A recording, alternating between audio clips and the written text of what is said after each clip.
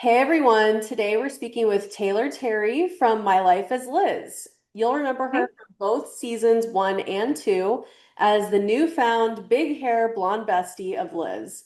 Today we're here to talk about her experience on the show, learning what was real and what was staged, and what her life has been like since. Thank you so much for meeting with me today to talk about those. No, thank you for having me. I'm excited. So in the show, it starts as you being part of like the mean girl group that doesn't really like Liz, but they show you sort of breaking out of that shell, and then you eventually straight up choose Liz over Corey at the ABC party. How much of that was real, and what did you think about how they portrayed you initially? To preface, I was like that golden retriever person. Like, Mhm. I had no set table at lunch. I had no set group of friends.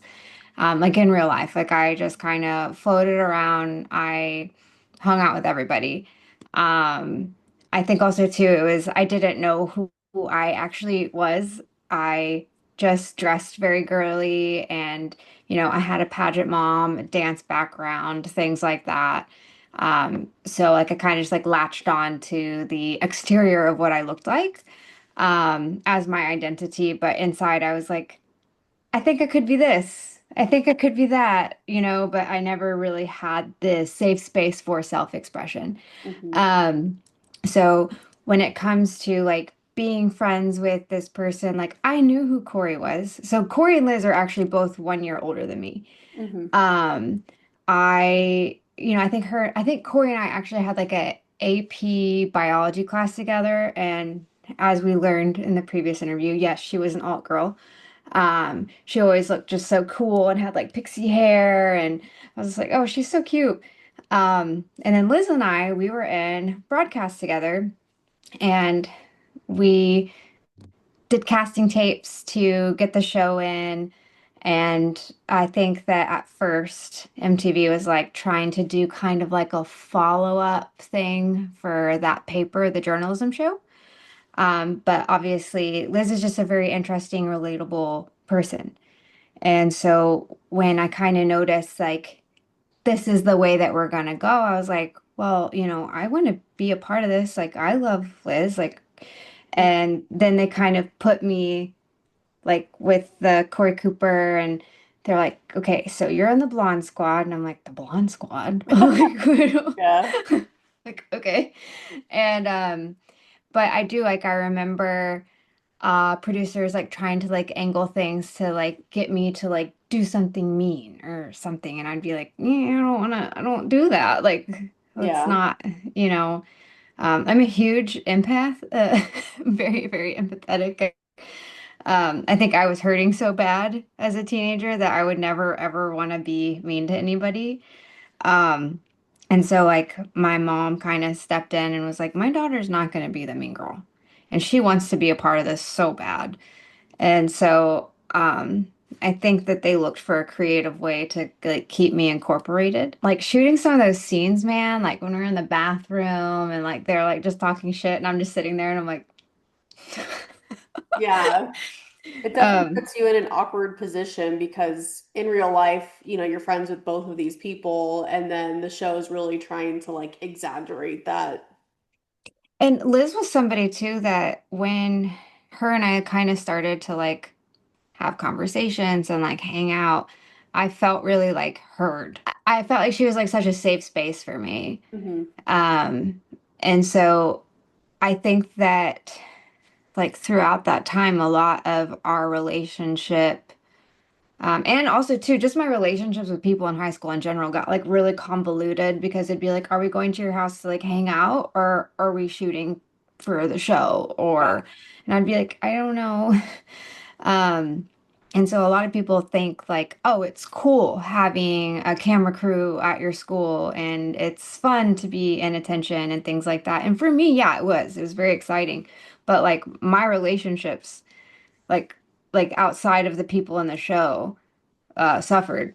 Being a teenager is already hard. Yes, very. Being a teenager that wants to be famous is weird. And then when you have the outlet, but you're also like, do I have any control over this? Like, is also weird too.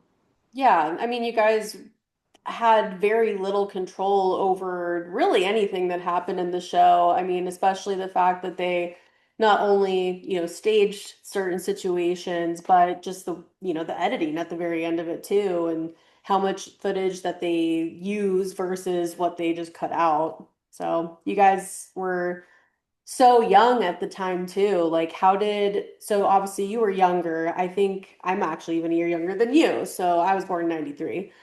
Okay. Um, 91 for me. 91. Okay. So did they have to have your parents' permission for like to have you be filmed, or what was that process like having your family involved?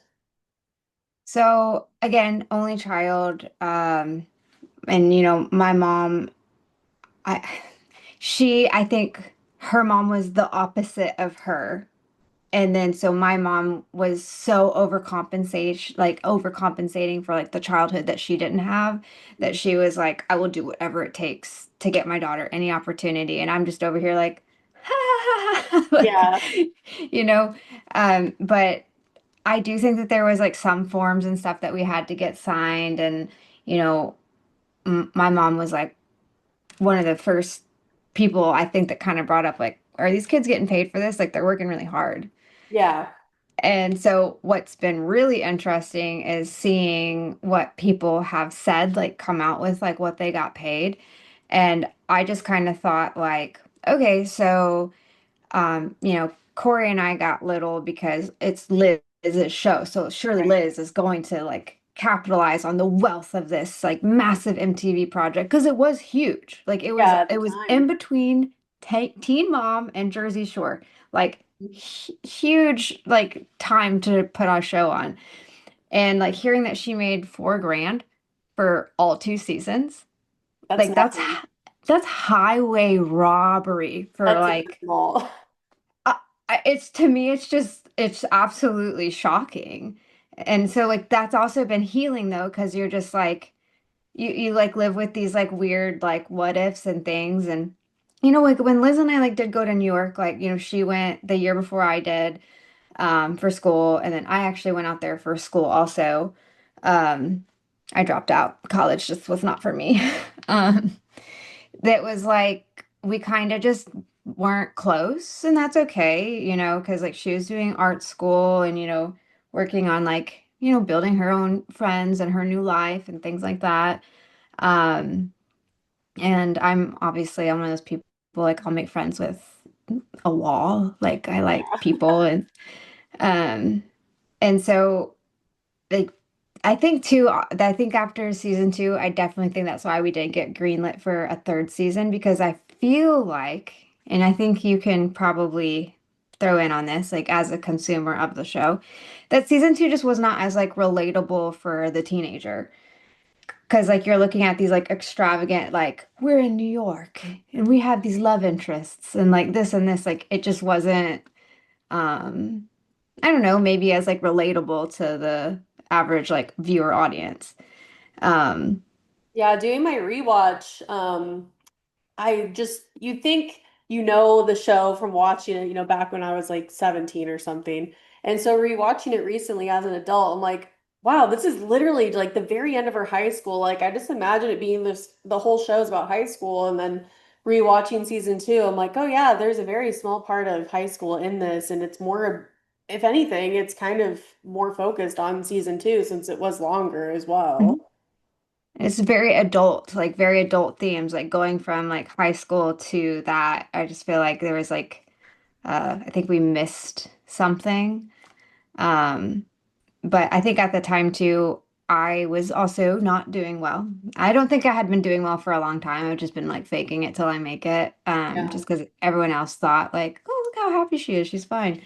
And uh, so like by that time, I was kind of like happy that I wasn't having to film and I could focus on partying and, you know, self-medicating and actually like being depressed and by myself and not around people. Mhm. Um, and then so I know that Liz is out in California now. Her and I have actually reconnected. We've hashed out a lot of stuff, and that's been really, really special. We've been actually like texting every day, And Oh, I love so that. it's it's it's it's really nice because her and I do have like a tremendous amount of things in common, not just show related, just lifestyle related. Yeah. Um, but like I left New York, like dropped out. I was doing film school and then just got a really wild hair and was like maybe bit on a bender and decided I'm just gonna move out to LA. And so I did. I moved out to LA and then that's when things got like really, really bad. And I just thought like, okay, here are my options. I'm gonna party until I run out of resources and probably not make it, or I'm just gonna go back to Texas and try to be normal and figure that out. Back to square one. Yeah, back to square one. Like my mom and dad are gonna fix this, right? They're gonna fix addiction. They're gonna Yeah. love it away. But no, I remember my first time actually, and I am comfortable sharing this. Uh, going to treatment was actually when I was in LA. I had management because I was trying to pursue acting and modeling, but fortunately, whatever, because of the show, I had this look and I was branded again as the cookie cutter blonde, as Liz would say, but that's not my acting range at all. And so it was really hard to get work, and I finally got something, and I messed it up and got in trouble. And it turns out my manager was also in recovery, and she was like, "You need to go get help." And I'm like, "For what? I'm Yeah. fine. I'm fine. I'm This is handling just my how people." problems. Yeah, no, this is great. See how happy I am? And so it was like one of those like times like where you're just like, "Oh, this is a problem." But it was funny because I always say like the first time I went to rehab and everyone's like, "Hi, I'm so and so. I'm an addict and I'm an alcoholic." I was like, "Hi, I'm Taylor Terry. I'm just here to learn how to drink like a normal person." That's what I Right. was. Because I was That's like, how it starts out for a lot of people. I know it because you're just like, I'm only like 19. Like this is y'all are silly. It's not that bad. And Well, then especially when we have shows like Jersey Shore at the time where, the whole show is about binge drinking in your early to mid third or not 30s, early to mid 20s. So, Mhm. I mean, our culture growing up in the 2000s was heavily focused on drinking and partying. And if you didn't do that, you were not cool, you were not interesting or compelling in any way. No, like even in high school, I was like, I mean, if I come back and I look, and I think a lot of people I went to school with would vouch and be like, Taylor was a goody good. I made straight A's, was involved in everything. Um, just like super high performing like child.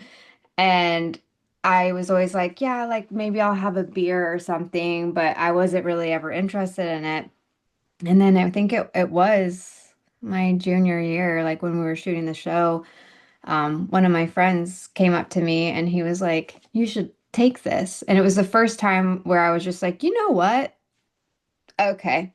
And he had handed me ADD medication Mhm. and, not familiar or anything. And I took a lot. But I remember that day and I just felt like this is how normal people feel. Mhm. It was like that day I was like gifted the manual that everyone else got, Yeah. and I felt whole, and I spent like the rest of that time until I got clean chasing that feeling. So like each time I would try like something harder or I would be like, okay, this will work. And at some point it just stops working. Mhm. And I think it's funny because during COVID, I tried to let go, and I think we all had a desire for human connection during that time because we were so isolated. Yeah. That I was going on little Facebook lives and doing stuff like that just with friends from high school, and nobody had a clue that I was like doing what I was doing. And that's just it's crazy because like I think that like the character that I played of myself in the show it is such a shell of like actually like who I was. And so even when I go back and I watch footage, sometimes I'm watching it as if like I don't even remember being there. Yeah, And, but doing the TikTok and seeing like all these like positive influx of reaction and comments and things, like I haven't had, and I know it'll happen, I haven't had one negative thing said. And I'm just like, I think that's really, really special because it's like, I really, even though I was sick as fuck, I tried so hard to treat everyone with kindness. how do And you feel about this sudden renewed interest? I mean, it just kind of exploded on TikTok in the last couple weeks here. so this had happened, I want to say like a couple years ago, and I was kind of in a place of like, I think I'm just going to stay away from this. And this time when it happened, Liz texted me, and I was like, "Was that really Liz texting me?" And I was like, "You know what? I'm gonna make a TikTok. Let's see. I'm gonna play around." Hmm. And, I am having fun with it. I'm loving like getting to interact with people who like really did like love the show and the people and um again, like it doesn't hurt hearing kind things. It never does. Of course. And I think it is funny though, because I'm just like my friends, a lot of my adult friends, I don't share with them that About like, that's the TikTok stuff or the no, reality show or about the reality show. And then Mhm. so some of them have come up to me and because I've kept it separate from like my some of my private social media. Yeah. And they're like, wait a minute, what sh hold on a second. And they're like, how did we not know this? Yeah. And I'm like, so I don't really like lead conversations with, well, back in 2010, I was on a TV show. Yeah. So it's honestly, it's been uh humbling, and also too like exciting because it's like, oh, this is something new for me to do. And I'm doing it because like I want to, not because like MTV is like, we need you to post on TikTok Right. or Twitter at the time is what it was. So I'm enjoying it. I'm loving it. How did they approach you guys when they were telling you that it wasn't going to be renewed for a third season? I don't even know if like we were really formally told told that like so season one I feel like took forever to film. And because I felt like there was a time too like where we weren't really sure what we were filming. Hmm. And then there would be like these little scenarios and we would like none of us could have put it together, honestly. And then season two was like streamlined, like, okay, we're doing this, we're doing this, we're doing this. And it happened so fast and it came out pretty quick too. Um, but I don't even, I mean, maybe my memory is failing me, but like I don't even remember them being like, yeah, we're not greenlit, sorry, bye. Like Yeah. I don't even remember having that conversation. And these were people that were, you know, sleeping at our houses and stuff, like when we were filming it. So it was, kind of like, bye. Yeah, they just pieced out. Are you That's what it felt like. surprised by reading like some of the comments and stuff on TikTok that a lot of people thought this was just like a straight up mockumentary style show? They didn't realize that it was truly real people, but maybe in scripted situations. I mean, think about it. Liz Lee, Corey Cooper, Taylor Terry. I'm like, come on, Yeah. but those really are our names. Hmm. Um, we were funded and picked up. I say funded very loosely. We weren't, they were Yeah. by MTV News and Docs, which is like their documentaries team, if you will. So, but like when you're watching it, I'm like, this is too like cutesy and stylized to be real in my mind. Yeah. But now, hearing like Corey and Liz like hash some stuff out, I'm like, are you kidding me? It's been 15 years and y'all didn't know that that was that? Like, that's unbelievable to me. So, in my mind, I'm like, oh, I thought, yeah, for sure, it was just a like a scripted thing. Because like when I would be out and about, and someone would be like, back then they'd be like, oh my God, you're from that show or whatever. They'd be like, are you and Liz like still besties and this? And I'm like, I never wanted to let anyone down, so I was just always like, oh yeah, girl, like we all hanging out all the time, everything's great. But like the reality is like we all had our own lives, and we're all like trying to figure out adulthood and things. Hmm. But so no, it's not really shocking to me. I think it's more shocking to me that people think that it was like fully real.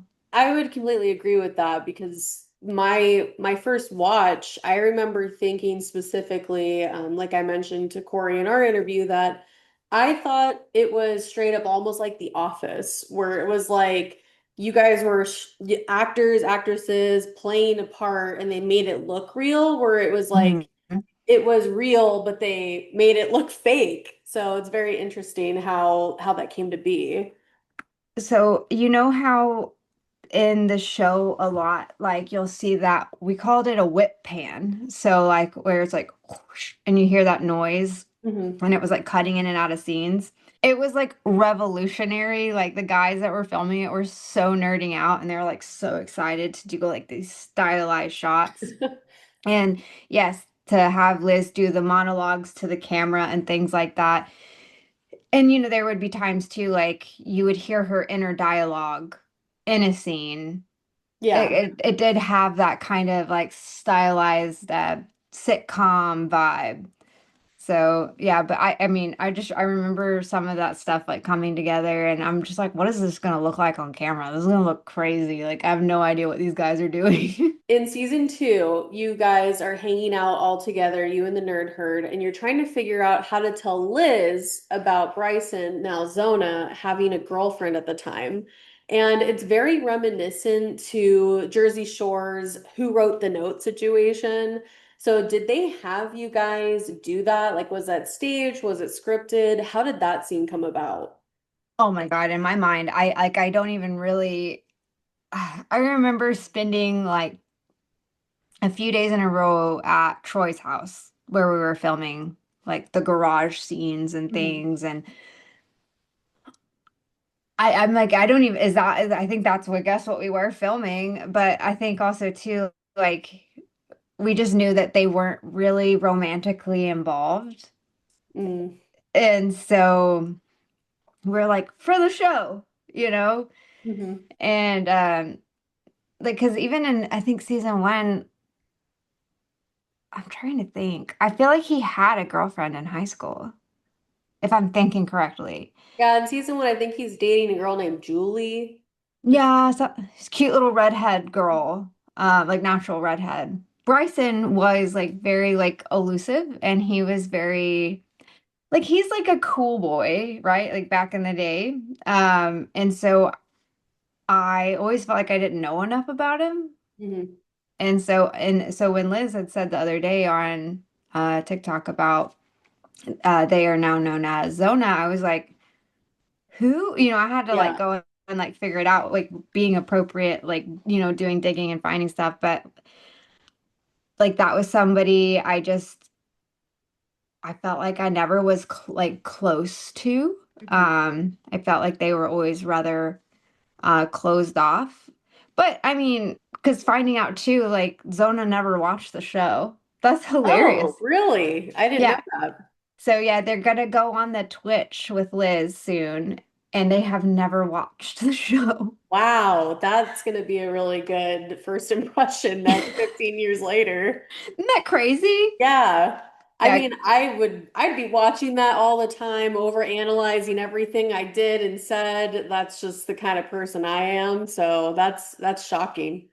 I think also too, like now knowing Bryce now Zona, obviously like there's been a huge transition. Hmm. So maybe like in high school they just were not comfortable with themselves. Right. So I don't know, like oh shit, I don't think any of us were comfortable with ourselves in high school.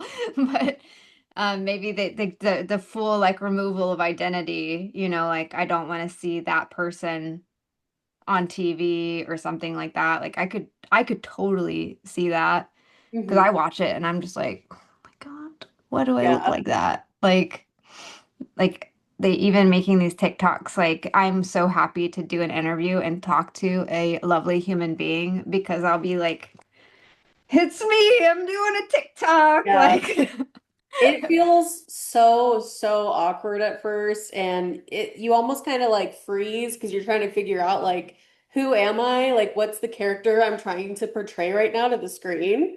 Oh, It yeah. is, yeah, it especially if you take a break for a while too and try to get back into it, you're gonna feel like I don't know words. I was trying to do that little get ready with me Mhm. video, and I was like, okay, I'm feeling relaxed. I can do this. And then my husband opened the door and he's like, what you doing? You making some content for the TikTok? And I was Yeah. like, Like I'm just gonna crawl in a hole and die now, thanks. I'm just, and then like, I'm like, I close the door and I'm just sitting there for a second. And I'm like, it's okay. You're fine. Like, So the show clearly depicts Liz as being like the loner emo girl, and to our surprise, Corey was also emo slash scene back then. What would you say your aesthetic and interests were like back then? Like, were you just strictly like a Hollister Abercrombie girl? in public, yes. Um, I had a very strong desire to dress like a boy when I was younger than high school, and that was not allowed. And I always remember from a young age that being repressed. And as a child, that builds up into being a lot of resentment. And so, when my mom would go out of town or I would go out or sneak out or whatever, I was dressed completely different. There was a picture of me that one of my friends took in New York, and I was dressed very, at the time we called it androgynous. And my mom like saw it and she was like, "What the hell? Like, my daughter's not going to be seen like this and that." And so that was really hard. I know that sounds silly, but like as a young girl that's just like wearing these things that your mom is buying you and people think you're cool for it, and then you're just like, this is not me at Yeah. all. Um, and like when I finally moved back to Texas and I, got my shit together, we'll use that term loosely, I shaved my head.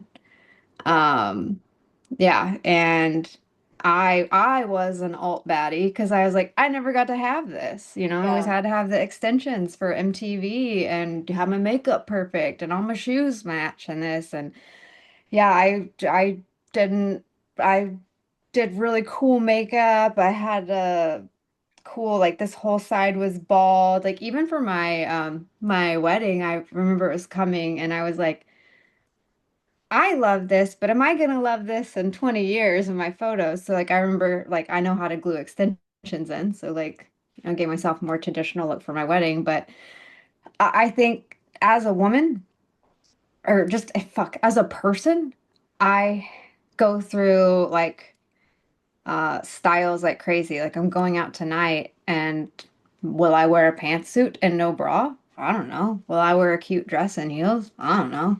Like, and so like it's just to me like that's healing little Taylor because Yeah. she was told no all the time for wanting to be different. And that is why Liz was such a big role model. Yeah. And I think a lot of, women or like you said, just people in general in our age range can really relate to that because so many people didn't have that opportunity having, like boomer Gen X parents Yep. that they did not want you to express individuality, No. especially not your outward appearance. God forbid you want to dye your hair hot pink, Oh God. piercings, or you want to wear black clothes. And it's because they grew up with a very repressive type of environment. And, a lot of them, unfortunately, we're not well equipped to be parents, and so I think that's No. why our generation has so much empathy and creativity and kindness because we want to see that change in the world, and Yes. the parents that we had in those older generations were not it. I love my mom. I love my stepfather. They raised me. I am so grateful for the opportunity that they had laid out for me. I just like I always like to sum up my life in this one quote. Like, and I always think that this is like the thing that people always think is helpful to people when they say, "I want you to want more for yourself." Yeah.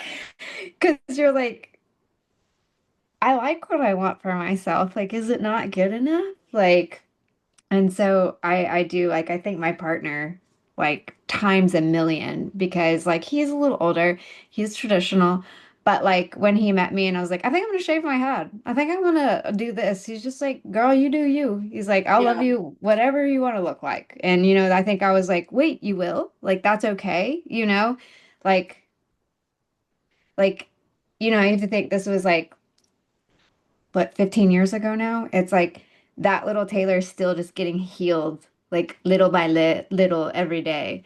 And so that's why I'm always like, I think people sometimes think that like maybe my kindness is like forced or fake. It's like, no, it's not. I'm like, because I truly like I've been through it and I'm gonna come out with some of my story eventually, but you never know like what someone's feeling. And so it's like if you don't have something fucking nice to say, don't fucking say it. Like who gives a shit? Yeah. Like that person woke up today, they put that on and they were like feeling their best, and then you're like, I don't really like that color on you. That just destroyed them.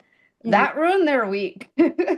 So it's just always like I I always try to just go out of my way to be kind because it's just so much fucking easier. And honestly, like, just getting older and stuff, like when you start to realize, let's say that you're the kind of person who looks at someone that's dressed in a blue mohawk or something in fishnets, and you're immediately thinking, like, oh my God, why would they wear that? It's really more a reflection on yourself, being like, I wish I had that confidence to wear that and not care what anyone else thinks. 100%. I went out with a girl not too long ago and we went to like an after hours rave. And I'm sober and so I'm always the driver, which I like. I like driving.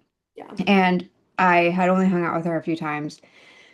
And she would go up to girls that were just, like completely like flamboyantly, like crazy dressed, dancing, feeling themselves. And she would just like be like, girl, oh my God, yes, look at you. And I'm just like, I love a girl's girl. I just love that. Like it takes this much. And like that girl, like maybe she really fucking needed that compliment. And like Yeah. you just made her day. And so I just like I always love that. I always love just being just a little nice is just it's the tits, really.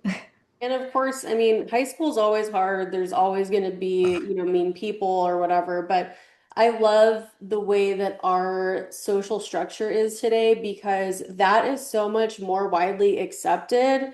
Whereas, 15 years ago, if you walked up to someone and said, wow, you look good, slay the boots, whatever, slay the house It's down, like, people would be like, why are you saying that? Like did it I? would come off like, you were doing something wrong for just complimenting someone. So I feel like Yeah, it's all a little more like receptive to kindness too. I know, and I love that. Like, I feel like, people are always like, what's wrong with the world? It's like a lot, but like, I think our generation's kind of doing its best to like mend a lot of like generational curses and pain. So Yeah, go nothing's ever us. going to be perfect, but we're trying, we're getting there. Dude, fuck perfect. I have this bookshelf over here. There's probably like at least a third of these on eating disorders and perfectionism killing you and this and that. And it's like, ah, nobody wants that. Nobody wants that. People just want to be happy. Maybe that should be the new quote of your life. Fuck perfect. No, seriously though, like, and I was always like, but it's just, ugh, like it's not even fun. It's not even fun trying to attain that. Well, thank you so much for speaking with me today. For anyone that wants to follow you and see like what you're currently up to, where can they find you and what are your usernames?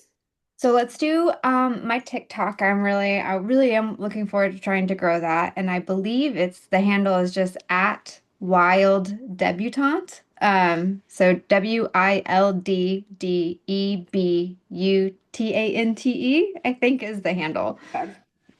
I'll also put it in the description too, in case Thanks. people need the visual. Yeah, But W. W. love speaking with you today and getting your perspective on everything and just talking about my life as Liz, but also your life as Taylor. Well, thank you. I'm really grateful that you approached me with this opportunity, and I love your content. Going to continue to follow and enjoy all your goodies too.